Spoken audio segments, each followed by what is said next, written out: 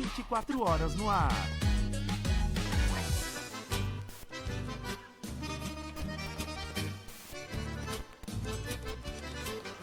Muito bem, voltamos agora 9 horas em ponto. Estamos ao vivo aqui pelas ondas sonoras da Rádio Planetário e também transmissão simultânea aqui pelo nosso canal do Facebook. Nós vamos começando aqui a nossa segunda entrevista. Já estamos aqui no... Isso aqui, deixa eu ver aqui com o meu colega, o Leonardo me passou, né? Isso. Ah, tá. Beleza.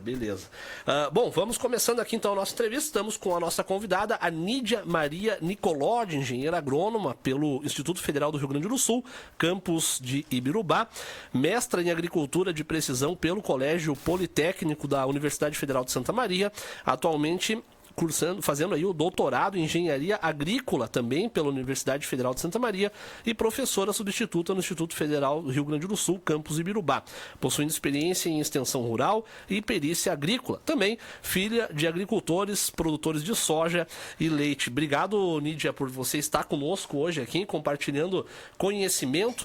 E hoje o assunto é justamente sobre o agrotóxico. Muita gente ainda bate contra, mas a verdade é que a nossa agricultura depende muito do agrotóxico e as pessoas às vezes elas confundem, elas muito pela questão do ativismo também acabam batendo muito contra, mas vamos bater esse papo especial, agradecer a tua presença aqui, você que veio lá de Ibirubá nesse momento, né, pegou o trânsito aqui para conseguir conversar conosco e também com a nossa audiência. Nídia, queria que tu se apresentasse, fiz uma apresentação tua e como é que tu entrou aí no mundo do agronegócio, qual foi a virada de chave que fez você mergulhar justamente nessa profissão tão importante. Conversávamos há pouco, inclusive, com o Sandro aqui da Cevale, sempre tendo vagas no mundo do agronegócio para justamente aí para a engenharia, né, para o engenheiro agrônomo, quer dizer, uma área que cada vez mais tem buscado novos profissionais e você que já tem uma grande bagagem, né? Teu currículo aqui é excelente. Como é que você entrou nessa profissão? Bom dia. Bom dia a todos. É inegável a questão familiar, né? Cultural e familiar, né? Eu sou descendente de agricultores, né? Pedi só para te puxar um pouquinho o microfone. Isso aí, agora sim. E aí, dentro desse panorama, né, meus pais agricultores, eu fui muito incentivada. E o Instituto Federal do Rio Grande do Sul, campus Ibirubá, foi a porta de entrada, né, para, vamos dizer, a área acadêmica. Então, a experiência profissional é desde criança, né? A gente está sempre acompanhando, mas a questão acadêmica eu iniciei ali durante o curso de agronomia no Instituto Federal, me formei em 21. E aí fui fazer o mestrado, mas eu quis trabalhar campo. E aí trabalhei pelo Senar, fiz perícia agrícola pelo Banco do Brasil. E aí que eu comecei a entrar numa crise existencial voltada à crítica, né? Então, sim, hoje o agrotóxico ele é imprescindível, né? Não existe monocultivo sem agrotóxico. Sim. Se a gente quer cultivar soja e alguém quiser fazer da maneira orgânica, ela vai ter que trabalhar o dobro e vai ter que estudar muito. Então, para larga escala, a gente precisa. E só que, por vezes, a gente faz a indicação e não tem o efeito esperado. Né? A gente indica um fungicida, um herbicida, um inseticida. E aquela eficiência não acontece. E aí, eu comecei a entrar nessas crises e aí eu voltei para a área acadêmica. Né? Então, iniciei o doutorado e atualmente estou desenvolvendo ele. E atualmente como prof substituta no IFRS também, né? Me abriu muita, como é que eu vou dizer assim, acabei estudando muito mais e aprendendo bastante. E aí eu acho que o ponto principal realmente do agrotóxico é a gente entender, do meu ponto de vista, né, enquanto essa bagagem, são os dois processos. Primeiro, somos dependentes deles, né, no atual sistema produtivo. E o segundo ponto é que, sim, temos contaminações por agrotóxicos, né? Então, a gente está usando e não vai parar da noite para o dia, né? O agricultor também ele está fadado, visto o sistema produtivo, não tem como ele decidir não usar, ele precisa de um aparato político, né, nacional, ele precisa de um aparato a partir do consumidor, a partir da logística. Então, não é ele sozinho que vai mudar esse panorama. E a gente tem, né, a contaminação, sim, de águas, solos, de alimentos devido aos agrotóxicos. Então, são dois panoramas, a gente tem que entender que existem os dois. E aí, né, propor, né, aos responsáveis essa conscientização para planos que amenizem essa situação. Então, o Brasil atualmente é o maior consumidor de agrotóxico no mundo. Não que os outros países não utilizem bastante também. Sim. E na Europa, né, 80% dos solos da Europa já estão contaminados por agrotóxicos. Então, nós estamos numa caminhada, né, que pode nos levar a isso futuramente. Felizmente, a boa notícia é que a gente tem reduzido a contaminação por alimentos, a gente tem reduzido a contaminação por agrotóxicos devido às leis, né, e a colaboração, obviamente, né, dos técnicos e agricultores. Então, a gente tem um panorama duplo, né, panorama de dependência, um panorama de dependência, mas uma certa evolução quanto à sustentabilidade, mas também temos o panorama de sim à contaminação e a gente tem que começar a ter esse cuidado. Isso é interessante até que tu estava falando sobre essa questão de hoje o produtor, se ele não vai usar um agrotóxico, e a gente sabe que, sei lá, vamos falar que há 100 anos atrás produzia soja, era da forma orgânica, né? Não se tinha muito o que fazer, e até porque a agricultura ainda pedalava. Hoje, essa pergunta ela é bem reta, porque as pessoas fazem isso. Ah, mas porque dá para produzir sim, sem ter o agrotóxico, dá pra gente plantar, o Brasil que planta nasce, país de clima subtropical. Hoje, vamos fazer aqui vamos imaginar aqui, se baixasse uma lei proibindo o uso do agrotóxico, o Brasil ainda continuaria sendo o celeiro do mundo? Da noite para o dia, com certeza não. Eu acredito numa agricultura de longo prazo, né? Não consigo estipular um tempo e também não achei material para argumentar isso. Mas acredito que a gente está caminhando para uma redução, né? Estudos estão apontando a eficiência dos biológicos. Os biológicos, por enquanto, são ferramentas, né? Eles não substituem o manejo químico, mas são ótimas ferramentas. A diversidade de culturas, manejos culturais também reduzem o uso de agrotóxicos. Inclusive, né, os agricultores estejam atentos a esses manejos, porque reduz também o custo deles. Sim, e reduz a possibilidade de resistência das pragas a esses mecanismos de ação. Então, o agricultor hoje utiliza agrotóxico e ele, por vezes, ele induz também a resistência e vai ter que usar mais no ano que vem. Então, a gente tem manejo cultural, manejos que, em longo prazo, a gente consegue reduzir o uso do agrotóxico. Mas da noite para o dia, olha, eu digo que para o sistema produtivo atual é praticamente impossível. A gente vai ter uma redução de rendimento muito grande e a gente, por alimentar esses patógenos, por alimentar esses insetos, a gente vai aumentar muito a população deles. Então, se a gente tirar o manejo a partir do agrotóxico, a gente permite que essa população de insetos e fungos e bactérias se elevem muito rapidamente e aí a gente vai realmente ter a nossa produção de plantas, né, dizimada. Obviamente, existem cultivares resistentes, né? Sim. Existem cultivares que toleram mais algum dano, né, seja do patógeno ou da praga, né? Mas não, com certeza a gente teria mais perdas do que ganhos. Então, o caminho do longo prazo é justamente, né, as políticas voltarem os olhos para esse episódio que a gente passa e fazer um planejamento logístico de produção, de distribuição, que aí sim permitam ao agricultor ter a diversidade desejada. Porque o agricultor também quer diversificar, claro, né? Claro. O técnico também quer conseguir vender vamos dizer, eu falo vender porque é a área com que eles mais trabalham. Sim. Mas eles também querem poder atender e vender sementes de variadas espécies. Mas não há uma logística para a distribuição dessa outra espécie de cereal produzida. Então, né, eu acho que para a gente tentar reduzir o agrotóxico, a gente vai ter que aumentar a diversidade. E para aumentar a diversidade, a gente vai ter que ter esse aparato de semente, de assistência e de redistribuição, então, desse produto. E aí também, né, o consumidor, também a reeducação, né, da alimentação, enquanto consumir essa diversidade e não essa gama muito pequena de alimentos que a gente tem hoje, né? Sim. São 36 alimentos que compõem 80% da alimentação brasileira, né? Então, isso incluindo frutas. Então, é uma relativamente baixa quantidade de espécies. Sim. Então, a gente tem que também ter esse aparato ao consumidor. Essa via. E quais são as culturas que concentram o maior uso desses produtos hoje no Brasil? A gente, tanto por escala de produção, né, quanto por demanda, né, a gente tem o soja e o milho destacados, mas a gente também tem o tabaco, a gente tem o arroz, a gente tem a questão do produto também excessivamente aplicado em manejos do feijão, né, devido a alguns insetos essencialmente. Então, esses são os que são mais aplicados enquanto, né, nessa escala. Mas existe o setor de fruticultura que também demanda bastante agrotóxico. Então, até deixa eu achar aqui que eu tenho um gráficozinho explicando bem certinho, né? Trouxe um material de apoio para não... Isso é bacana, eu também... Tentar não falar mentira. A gente sempre faz aquele roteiro, né? E ontem tu até me encaminhava ali aquele material que tu fez, muito bacana. Não tem, né? Quem dá aula, né? Quem é professora, bota tudo na ponta do lápis, né? Isso aí é um fato, né, Nídia? A gente hoje, né, com esse sistema de excesso de informação, os alunos, os professores, os agricultores, os jornalistas, todos são bombardeados com informação. Exato. E aí, para tu selecionar, né, de onde tu tira o que tu fala, e aí, então, acaba que se pesquisa. E é interessante a pesquisa porque, por vezes, a gente não imagina algumas coisas, né? Sim, e aí, na pesquisa, a gente vê. Então, né, as culturas que mais consumiram em 2022, que foi o dado mais recente que eu consegui, foi soja 54%, milho 18%, o algodão 7%, e aí entram pastagens, cana-de-açúcar aí diminuindo, trigo, feijão, arroz. E aí dentro, né, do setor produtivo de culturas em menor área agrícola produzida, a gente tem o tomate, que atualmente, né, se estima em 52,5 quilos por hectare, né, de aplicação de agrotóxicos, seguido por batata, citros, algodão e café. Então, no panorama geral, a gente dá para dizer que essa produção hoje, para abastecer o sistema, né, de consumidores, para vamos dizer, esses longos caminhos que percorrem para chegar até o consumidor, Sim. E também a questão do cultivo em escala, a gente precisa do agrotóxico e eles amparam essa produção. A agricultura familiar é a melhor hipótese para a gente aumentar essa amplitude de espécies e também para reduzir os agrotóxicos, mas a agricultura familiar, ela, pela lógica, tanto a orgânica quanto, né, a familiar, nessa lógica, elas devem atender uma região. E se atende a região, por vezes, a gente não vai ter acesso àquele produto que talvez a gente deseje. Sim. Então, a agricultura familiar é uma saída, mas a gente vai ter que ter uma redistribuição assim, de uma política para amparar, né, que aquela região tenha de maneira atendida aquela demanda daquelas espécies naquele período.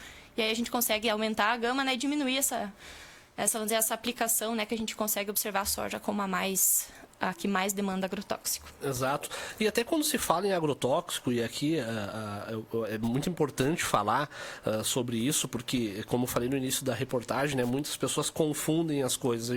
Como tu acabou de dizer, hoje eu acho que a própria questão da acessibilidade à informação, a gente tem um computador na palma da mão, que nem tu trouxe o teu Note, tu consegue sair de casa com o computador, que era algo que a gente não tinha muito tempo atrás, e o boom da informação no Brasil demorou um pouco, e de 2008 para cá todo mundo teve acesso, e aí a informação ela é sempre jogada ao vento, e as pessoas não pesquisam a fundo aquilo que elas deveriam pesquisar, né?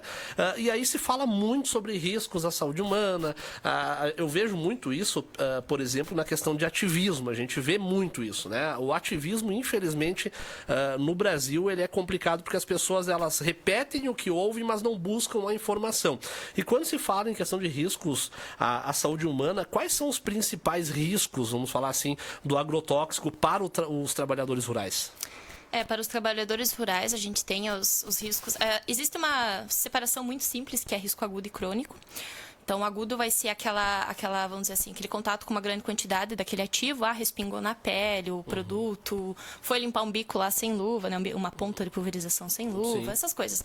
Então, pode causar náusea, pode causar algum tipo de tontura, alguma irritação na pele. Então, esses são os agudos. E os crônicos é quando, ao longo do tempo, essas moléculas de agrotóxicos vão se acumulando durante o manejo. Entrou na área 12 horas depois da aplicação, ainda está toda aquela molécula ativa ali no ambiente, o agricultor entrou dentro da área, então ele vai acumulando até mesmo a questão ali das embalagens, né? Que hoje vazias. É muito fiscalizada, né? Isso, e é importante porque, né, o processo, inclusive, né, isso é interessante porque o ideal é o descarte adequado, porque senão Exato. O agricultor em geral queima, né? Isso vai o dióxido de carbono para a atmosfera e aí as embalagens podem ser devidamente tratadas e recicladas. Então, para o risco crônico, ao longo do tempo, sim, né? Pode ocorrer o câncer, pode ocorrer a mouse de Parkinson, entre outras doenças. Eu tenho uma listinha aqui. Sim. Mas o importante é saber que o agricultor está sujeito ao risco, né? O dano agudo e o crônico. O crônico, ele só vai observar isso, essencialmente agricultoras, né? A gente vê que agricultoras estão mais suscetíveis, né? Por questões fisiológicas, biológicas, mesmo da relação que a mulher tem, tanto com o ambiente quanto a questão hormonal, enfim, que elas estão apresentando maiores incidências de doenças devido a danos crônicos causados pelos agrotóxicos. Então, isso só vai se observar depois de anos de contaminação. Isso é um problema. Sim, então, eles acham que está tudo bem não usar EPI, acham que está tudo bem lá limpar Exato. a ponta Agora de pulverização chave, né? sem luva. E aí, né, claro, muitos deles até não vão desenvolver a doença, né? Porque Sim. entrar em contato com agrotóxico não é o único fator que vai fazer com que alguém desenvolva uma doença crônica. Pelo menos é o que se aponta aqui nos Sim. estudos, né, que eu estava avaliando. Mas ele está diretamente ligado, né? Então, milhares de casos de câncer estão atrelados ao uso. Nos Estados Unidos, inclusive, eles estão intensificando pesquisa voltadas à questão de saúde dos homens, né, que está sendo afetado. Alguns cânceres, essencialmente próstata, está sendo desenvolvido em agricultores. Então, significa que a gente tem esse problema. Claro, não é aquela questão, vou parar de usar agrotóxico amanhã ou não vou mais consumir. Não, mas a gente tem que ter noção desse panorama para tentar amenizar, usar a EPI adequadamente, fazer o descarte adequado de embalagens. E para os consumidores, né, que é o assunto que tu tocaste Exato, ali, isso. para os consumidores, eu tenho uma notícia boa e uma ruim, né? A boa é que sim, os alimentos têm contaminação. A ruim é que sim, os alimentos têm contaminação. E a notícia boa é que a gente está reduzindo. Sim. Então, nos anos 2013 a 2015, 1,1% dos alimentos avaliados, né, incluindo cereais, frutas, hortaliças, 1,1% tinham contaminação para a ponta e casal dano agudo. Hoje, 0,39%. Significa que ao longo desses mais de 10 anos, a gente conseguiu reduzir significativamente, né, a contaminação de agrotóxicos nos alimentos. Então, estamos tendo essa caminhada positiva. Óbvio que tem muito ainda para trabalhar, né? Óbvio que a gente ainda tem muito a avançar, mas a gente está reduzindo esse potencial. Dentro, né, desse aparato, né, pode existir a questão do dano crônico, mas a gente está conseguindo reduzir essas amostragens. Outra coisa, né, não é para parar de comer fruta. Sim, porque as pessoas têm esse medo, né? Tem esse medo, né? Não é para parar de consumir fruta. Então, o dano de você não consumir frutas, né? A fruta tem fibras, tem vitaminas, tem outros fatores, né, que o pessoal da nutrição vai explicar muito melhor. Sim. Mas o indicado, né, é o consumo de 400 gramas de vegetais ou frutas por dia, né? Então, pouca quantidade de pessoas hoje, pouca parte da população hoje consome isso. Sim. Então, sim, a gente tem, né, como é que eu vou dizer assim, um viés negativo, mas é para continuar consumindo frutas, verduras, legumes, a gente precisa dessa fonte de fibras e vitaminas. E é indicado que se use a limpeza, né, a lavagem dessas frutas. Há, sim, significativa redução de contaminação dessas frutas após a lavagem. Sim. E a indicação também é o uso do hipoclorito para a limpeza dessas frutas, né, obviamente bem diluído, porque ele elimina micro-organismos e também consegue reduzir essa quantidade de agrotóxico. Então, lavar bem as frutas e consumir frutas para que, né, o nosso dano por não consumir alimento adequado não seja maior do que talvez desenvolver uma doença causada por agrotóxico. E temos um fator também importante que é da rastreabilidade, né? Então, vamos buscar sempre consumir produtos que a gente sabe de onde vem, né?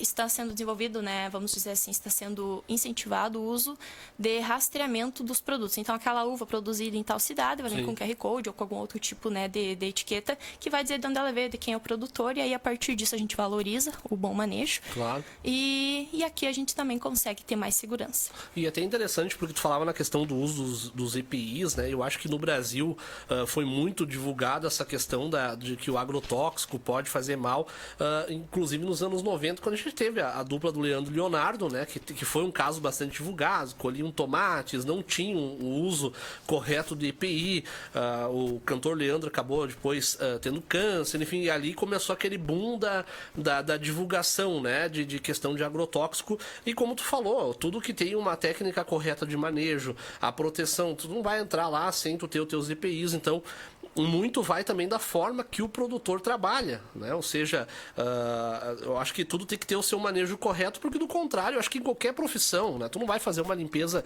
de uma janela num prédio de 40 andares se tu não tiver o teu IPI correto para fazer aquilo ali. E isso é muito importante quando se fala, tu falou também na questão do perigo ao consumidor final, que as pessoas têm esse medo, né? Vou comprar uma maçã, ela vai estar contaminada, né? As pessoas, elas acabam falando muito sobre isso. Mas na questão dos impactos ambientais, quais são os principais impactos ambientais do uso inadequado do agrotóxico? Esse é um fator interessante. Quando estava preparando, né, porque eu estudei alguma coisa para tentar desenvolver a aula de daninhas com os alunos, e aí tinha um texto só sobre o que você deve saber para indicar, né, um agrotóxico. E esse é um texto, né? Conhecimento de solo, de clima, da biologia da espécie, tanto a alvo quanto de manejo, a questão social, ambiental, a questão de qual é o bioma que você também... Muitas questões. E a gente só pensa no ingrediente ativo, né? Sim, exato. Então, a gente acaba utilizando o ingrediente ativo propriamente para manejar aquele determinado alvo, só que ele seleciona. Então, ao manejar vamos dizer, com esse ingrediente ativo, né, do agrotóxico, a gente acaba manipulando aquele sistema, aquele ecossistema que até então estaria em equilíbrio. E claro, né, com o decorrer dos anos, a gente começa a moldar conforme a gente quer essa lavoura. Sim. Mas vamos dizer assim, quando você aplica um agrotóxico, você acaba, então, impactando vamos dizer assim, na biologia das espécies presentes naquele local. E você não sabe impacto em longo prazo. Sim. Então, os impactos em longo prazo, hoje a gente tem, né, a redução significativa de alguns insetos benéficos, né? A gente tem a redução de inimigos naturais, e se a gente reduz inimigos naturais, a gente acaba tendo que aplicar mais inseticidas. A gente tem também a questão da influência, por exemplo, plantas daninhas hoje são, posso dizer aqui pelos dados, que são o maior dispêndio de recurso aí, vamos dizer assim, de gasto dos agricultores em relação aos agrotóxicos. Para quem tem grama em casa já sabe o problema que é isso, né? Exatamente. Então, tu modifica aquele sistema e aquela planta daninha que tiver a vantagem naquele ambiente, ela vai prevalecer. Sim. Então, como você modifica todo aquele ambiente, a gente não tem, vamos dizer assim, estudos que digam, olha, você vai desenvolver, você vai aplicar tal produto químico, tu vai ter tal efeito em 5 anos. Não, a gente não tem. Mas a gente tem uma seleção, essencialmente fungicidas, né? A gente aplica fungicidas, a gente elimina determinadas espécies, raças de fungos. Sim.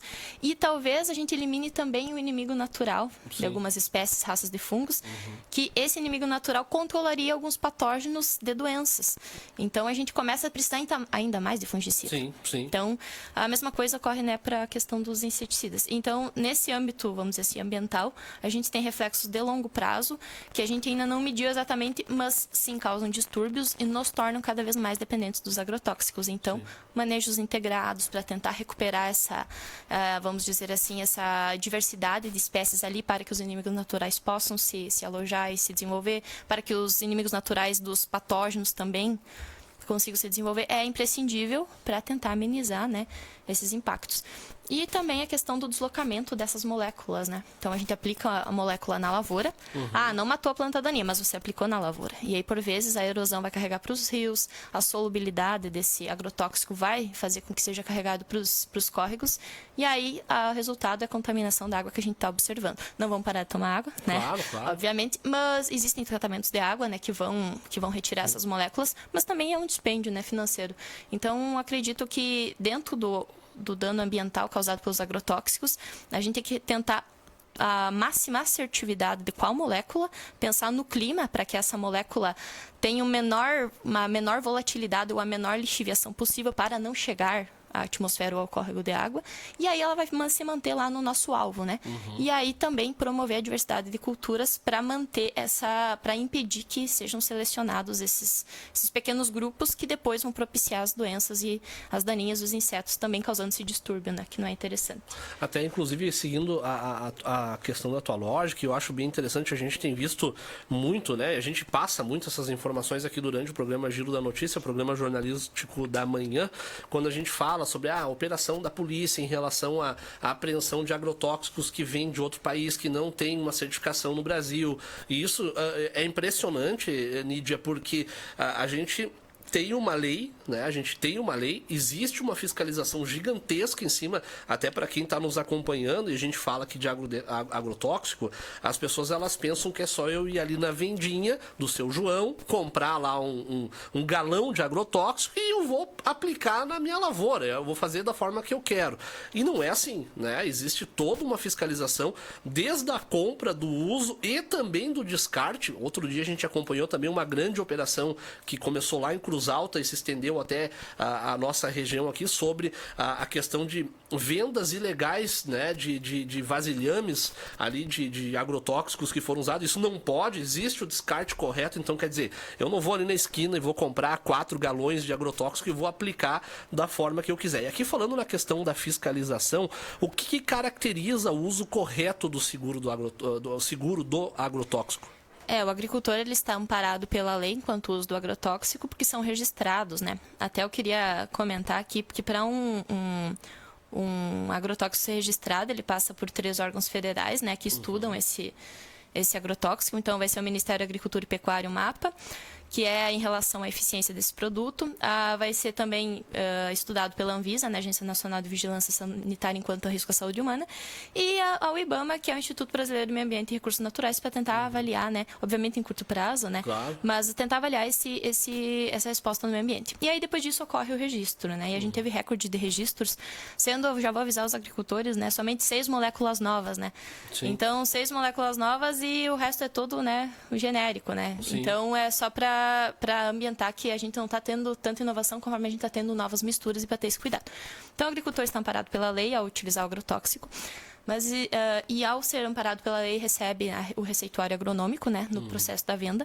E esse receituário agronômico contém as indicações, né, de dose por hectare, de volume de cauda de aplicação, do uso de EPI.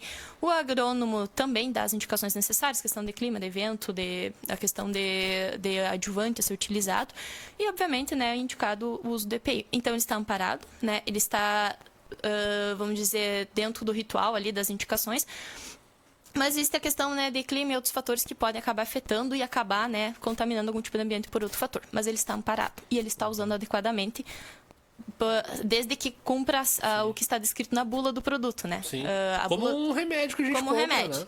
Porque aí a questão da bula do produto é que é você para evitar que o agricultor aplique próximo a mananciais de água. A gente sabe que os mananciais de água nem sempre são respeitados nesse quesito. Mas a questão do contrabando, ela é muito interessante, porque parte desses alimentos que estão contaminados, essa contaminação é por produtos não registrados. Então, Que para vem de aquele fora ambiente. sem registro nenhum. Pode ser algum produto que não seja registrado para aquele alimento, ou pode ser por algum agrotóxico contrabandeado, literalmente. E o contrabando, eu acho interessante quando os agricultores fazem isso, né? Porque na minha carreira profissional, eu conversei com agricultores que compraram, né? Sim. Os agrotóxicos contrabandeados. É muito interessante porque eles se arriscam, pagando menos, mas se arriscam a ponto de não ter a eficiência do produto, ou até mesmo de ter algum efeito fitotóxico na lavoura. Perdeu uma lavoura. Perdeu uma lavoura, aconteceu para alguns, né?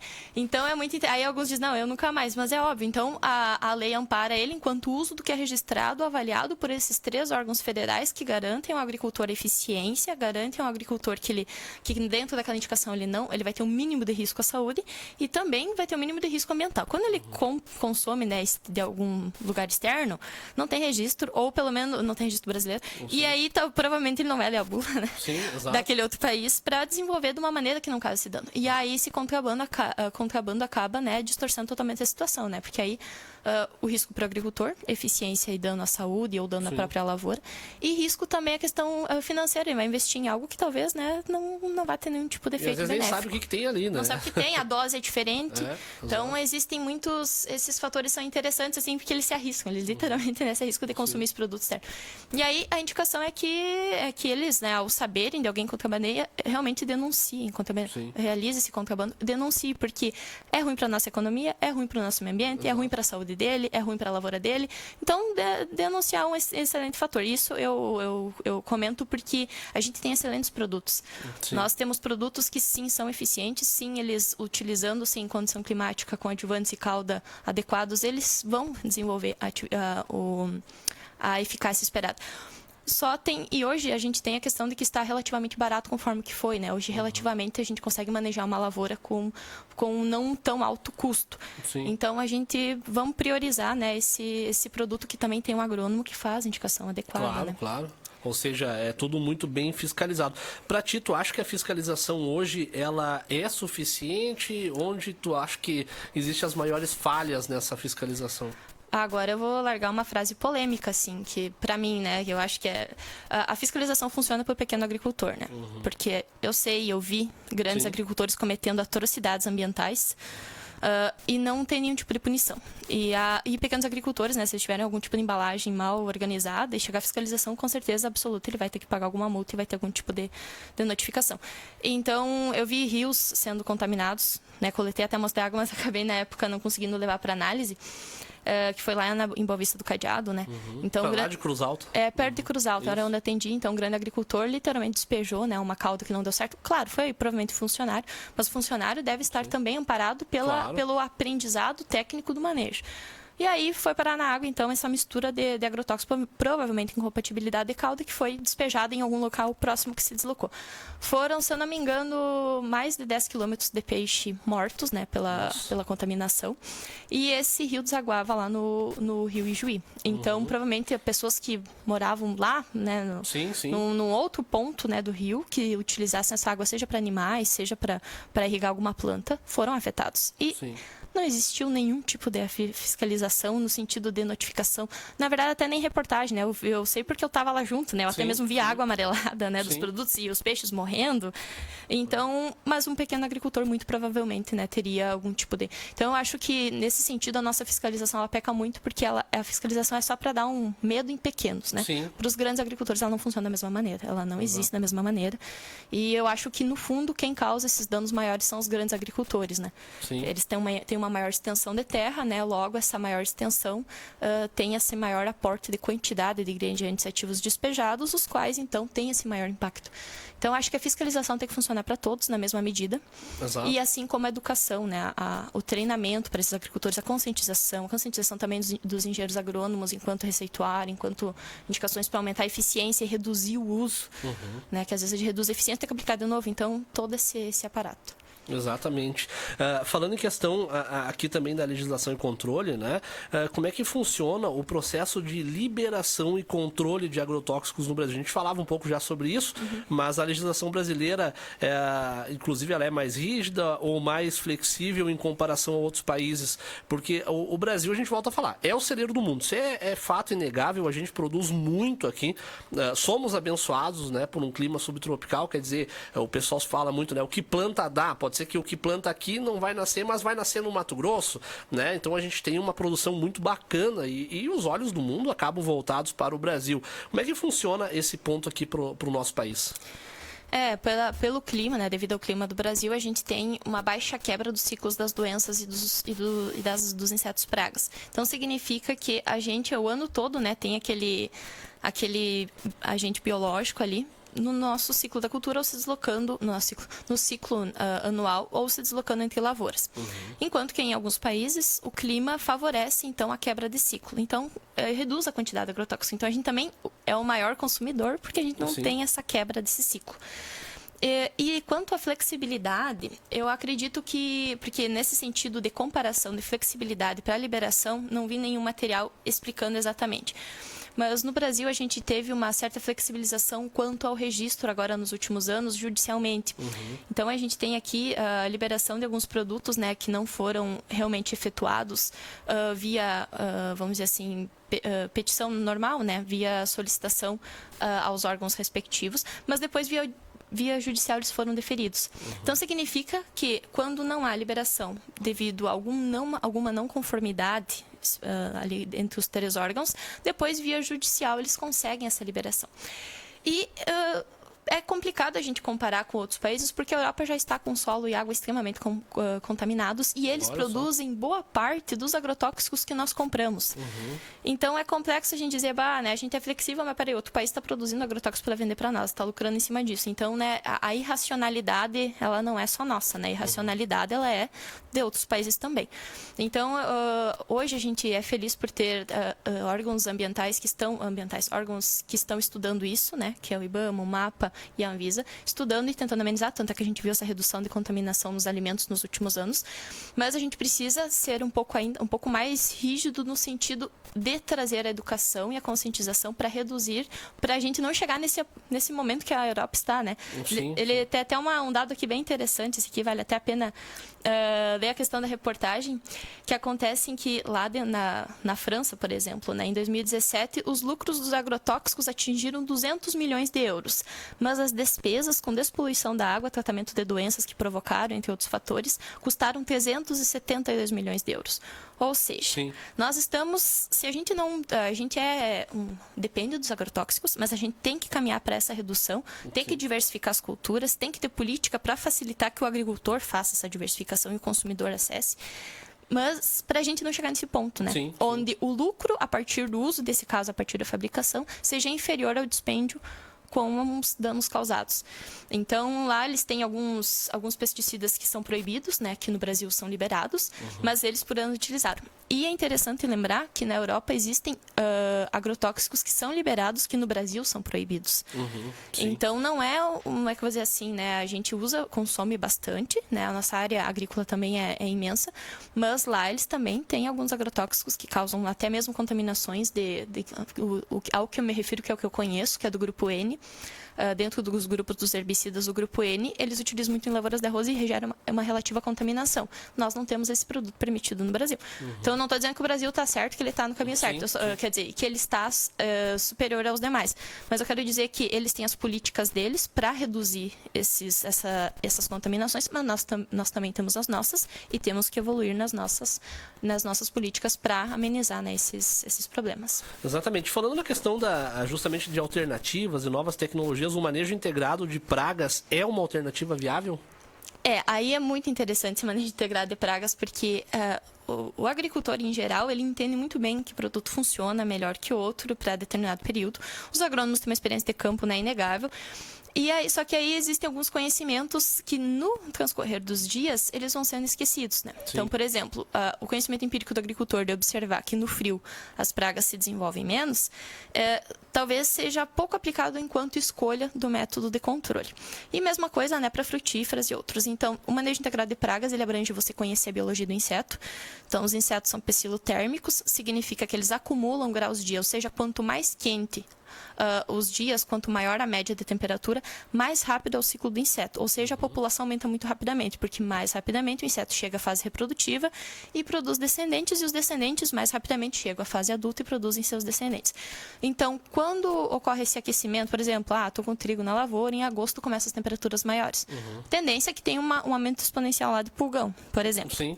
Então, dentro do manejo integrado, a gente deveria conhecer vamos dizer, esse comportamento dessa espécie que pode me causar dano, conhecer as oportunidades de manejo. Então, a gente tem manejo biológico muito eficiente, e esse manejo biológico compreende alguns insetos que são inimigos naturais, mas o inimigo natural, ele precisa desse inseto para também aumentar a sua população e aí controlar o inseto. Então, iniciou uma infestação de pulgão, o inimigo natural está com a população baixa. O inimigo natural, com o aumento do alimento dele, né, com o aumento da população da praga, vai também aumentar a sua população. Então, eu vou ter que deixar ter um pouquinho da praga na lavoura para que aumente a população do inimigo natural e aí ele controle, sempre abaixo do nível do dano econômico. E aí, então, esse manejo biológico, por vezes, ele é complexo, porque o agricultor vai ter que ver aquela praga se desenvolver na lavoura, né, pode ficar nervoso, mas ele é eficiente. Existe também o manejo a partir de algumas vespas, né, que são parasitóides, né, que vão opositar dentro desse pulgão. Eu estou dando exemplo do pulgão porque ele é um dos que eu vejo com bastante eficiência, né, o manejo biológico, mas existem outras espécies. A gente tem manejo a partir de fitopatogênicos, né, que são, por exemplo, fungos e vírus, que afetam a cigarrinha do milho, afetam, por exemplo, os percevejos, que também incidem sobre a soja. E esses fitopatogênicos, eles dependem também do clima, né, para que ocorra essa eficiência. E devido a depender do clima, nessas fases mais quentes do ano, que é a partir ali de outubro, que é o caso do milho. E aí chove, esquenta. E isso, né, nos últimos anos a gente não teve chuva. E aí você quer manejar com biológico, você vai ver uma baixa eficiência. Mas é por questão de clima. E aí, então, o manejo biológico é interessante dentro do manejo integrado de pragas, mas ele não pode estar sozinho devido a esses fatores, né? Então, a gente vai ter que... O manejo integrado, então, vai corresponder ao uso integrado de ações de acordo com a necessidade, né, tanto da biologia da espécie, ou seja, a capacidade de reprodução, a capacidade de deslocamento entre lavouras. Então, os ventos podem trazer mais cigarrinha lá do Mato Grosso para o Rio Grande do Sul, então a gente tem que acompanhar essa pressão. Por exemplo, esse ano a gente teve baixa pressão, então não teve a preocupação. Então, conhecer a cultura de interesse, conhecer a biologia do inseto praga e conhecer as possibilidades de manejo fazem parte do manejo integrado, o qual é imprescindível, para não ter aquela resposta também que a gente sabe da resistência, né? E dentro dessa questão do manejo integrado de pragas, hoje o Brasil reduziu relativamente, vamos dizer assim, reduziu bastante o consumo de inseticidas comparado com o que foi lá na década de 90, anos 2000. Um desses fatores de redução é o uso da transgenia, né? Então, a tecnologia BT. Então, o milho, a soja, existem outras culturas, elas têm a genética delas modificada para produzir uma proteína que vai causar toxicidade à lagarta. Então, a lagarta consome e morre. Consumiu a folha de soja, morreu porque tem essa toxina. Sim. Mas aí os agricultores, os agrônomos, se esqueceram da questão da importância do refúgio. Então, o refúgio vai ser uma área, vamos dizer, de milho ou soja, que não vai ter essa tecnologia, e aí os insetos que se proliferarem nessa área de refúgio vão cruzar com os insetos que consumiram a toxina e vão gerar descendentes suscetíveis à toxina. Como existem poucas áreas de refúgio, os insetos vão sobreviver, elas vão consumir a toxina e vão sobreviver. E aí começa a resistência. Então, hoje a gente tem novas transgenias, né? Então, a gente tem a tecnologia BT, agora a gente tem a tecnologia Viptera e outras atreladas a tentar fazer com que as lagartas resistentes voltem a ser suscetíveis, né? Uma toxina um pouco diferente, e também atinja um outro espectro de lagartas, que é a tecnologia Cryo-1AC, se eu não me engano, que aí, então, tem um outro espectro de lagartas que vai ser controlado.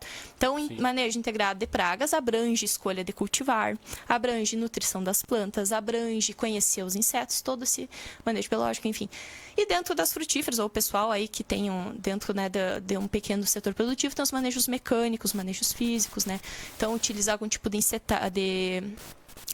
de mulching ou lona ou algum tipo de tela pode reduzir a incidência dos insetos de maneira a não aplicar algum inseticida. E para produtores de escala de maçã, por exemplo, dá para colocar um saquinho em roda da maçã, demanda mão de obra. Sim. Mas existem alternativas às quais a gente consegue integrar e ter essa eficiência. Ou seja, tem alternativa para tudo, né? Tem. E para a gente encaminhar nossa reta final aqui falando questão de agricultura sustentável, qual é o caminho para reduzir justamente essa dependência toda? A agricultura sustentável é uma realidade ou ainda é um desafio distante? A agricultura sustentável vai depender de política pública, porque não é agricultor querer parar de usar agrotóxico, não é... Enfim, a gente precisa desse aparato de vamos dizer assim, possibilidade de diversificação de culturas para reduzir essa utilização dos agrotóxicos, e dentro disso, né, então, o agricultor consegue ter essa variação para ele, que é o que maneja, né, ter essa possibilidade. Então, a sustentabilidade, eu gosto muito desse termo, porque ele é erroneamente utilizado muitas vezes, né? Então, o pessoal acha que porque lançou uma tecnologia de menor quantidade de uso é sustentável. Não, a sustentabilidade é você permitir que eu até vou ler aqui, é um conceito sistêmico relacionado à continuidade dos processos econômicos, sociais, culturais e ambientais globais. Significa que hoje o agricultor que maneja a sua lavoura tem que manejar de maneira a permitir que seu filho e seu neto consigam manejar a lavoura tendo a mesma capacidade de produção. E não é o que acontece. Sim. Hoje a gente tem um processo de erosão muito grave, a gente tem um processo de acidificação do solo muito grave, a gente tem um processo de adensamento do solo, né? Então, todos esses processos reduzem a capacidade de produção daquela lavoura. E, ademais, demandam mais agrotóxico, porque eu tiro a vantagem da cultura de interesse. Então, a soja, o milho vão ter menos vantagem, significa que daninhas e doenças vão ter maior vantagem. Então, propiciam maior incidência dessas pragas e dessas plantas daninhas, fazendo com que a gente utilize mais agrotóxicos. Então, para a sustentabilidade funcionar, a gente vai ter que ter o processo de rotação de culturas, a gente vai ter que ter a diversidade de cultivos, e para isso ele precisa estar amparado, né, por esses fatores essencialmente, né, políticos, e vamos aproveitar, né, que estamos em ano de política para pensar sobre esse critério e aí sim termos, né, a devolutiva que a gente espera, que é um manejo melhor para consumidor, para agricultor e para todos. Perfeito, tá aqui hoje tivemos aqui literalmente uma aula aqui, né? Muito obrigado, Nídia, por ter vindo até aqui dispor esse tempo, né? E falar de um assunto tão importante que é justamente o agrotóxico, e a gente sabe, né? A nossa produção depende. Então as pessoas elas precisam se atualizar mais, buscar mais conhecimento para não cair muito também naquela questão do ativismo contra o agronegócio, que infelizmente a gente vê que existe muito no Brasil hoje. As pessoas elas esquecem que o nosso produtor nos alimenta, essa é a verdade. Eu sempre gosto de frisar aqui que nem você tem aí os teus pais, né, que trabalham, como tu disse, tu já veio dessa linha, né, de ver ali realmente a coisa acontecendo, ver ver a dificuldade que é o produtor, até, acho que eu não me recordo a área da tua família, da parte de leite também? Também grãos e leite. Grãos e leite, né? E eu já acompanhei já fiz algumas reportagens, por exemplo, com o produtor do leite, que não tem férias, não tem frio, não tem chuva, ele tem que estar ali, tem que estar produzindo, então é sempre muito bacana a gente conversar com alguém que também conhece na prática, né? Não só no estudo, mas também viveu aquilo ali, sabe a importância e a dificuldade. Hoje muito se fala, muita gente bate contra o agronegócio sem conhecer a verdadeira precisão daquele material na nossa produção. Lídia, muito obrigado por ter vindo até aqui. Com certeza foi um momento especial aqui para o nosso Rumo ao Campo, que é trazer realmente profissionais qualificados, né? E o próprio Instituto Federal de Birubá é um expoente nisso. A gente, semana passada, ou retrasada, a gente também trouxe aqui a Giovana, que também tem lá a sua qualificação, quer dizer, tem que deixar aqui os parabéns, né? Tirar o chapéu, como diz os gaúchos, para o Instituto Federal aqui do nosso município vizinho, né? Município de Birubá. E as considerações finais para quem está nos acompanhando? Olha, eu acredito assim que nós estamos bem, né? Nós estamos com um aumento de expectativa de vida, um aumento de qualidade de vida devido ao sistema produtivo, a capacidade de armazenar os alimentos, enfim, a evolução tecnológica como um todo. Mas a gente está caminhando para, vamos dizer, para um panorama que deve ser um pouco modificado, né? Então, as mudanças climáticas são realidade, as contaminações são realidade. Então, embora a gente esteja relativamente bem, a gente tem que entender que a gente tem que melhorar. Nesse processo de melhora, então, cabe a busca por conhecimento para manejar com a maior precisão possível, reduzindo gastos e reduzindo contaminações. E cabe também a nós cobrarmos aos responsáveis, né, em especial governantes, que nos permitam ter uma maior amplitude de produtividade enquanto espécie, enquanto diversidade, enquanto até mesmo lucratividade. E também qualidade do consumidor. Então, a gente tem que cobrar, né, esses responsáveis para que isso ocorra realmente. E no geral, né, no final, convido a todos, né, a todos os da faixa etária ou da faixa acadêmica que façam, né, o vestibular lá para o Instituto Federal, tanto por curso de agronomia, por curso de engenharia mecânica no noturno, curso de matemática, curso de ciência da computação. Existem cursos subsequentes também. Verdade. Técnica agropecuária, que é o integrado ao médio, técnico em informática e técnico em mecânica, porque o Instituto Federal tem alta qualidade. E senão existem, né, outras universidades. Exato, mas hoje, planejar a agricultura sem conhecimento, sem buscar o conhecimento, eu vejo como inadequado, né? Eu vejo como aí sim o caminho a nós sermos como a Europa, né? Exato, que está com solos contaminados e gastando dinheiro para tentar resolver esse problema de maneira tardia, né? Exatamente, o Instituto Federal de Birubá, que era a antiga escola agrícola também, né? Ou seja, tem aí uma bagagem, uma história. Tá certo, conversamos aqui com a Nídia Maria Nicolodi, engenheira agrônoma do Instituto Federal do Rio Grande do Sul, campus Ibirubá, mestra em agricultura de precisão pelo Colégio Politécnico da Universidade Federal de Santa Maria, atualmente doutoranda em engenharia agrícola na Universidade Federal de Santa Maria e também professora substituta aqui no Instituto Federal Campus Ibirubá. Eu vou trazer agora, então, a gente finaliza a nossa live, lembrando que essa live vai estar completinha aqui também pela nossa página do Facebook e também daqui a pouquinho eu já subo essa reportagem para o site aqui da Rádio Planetário. Novamente, Nídia, muito obrigado.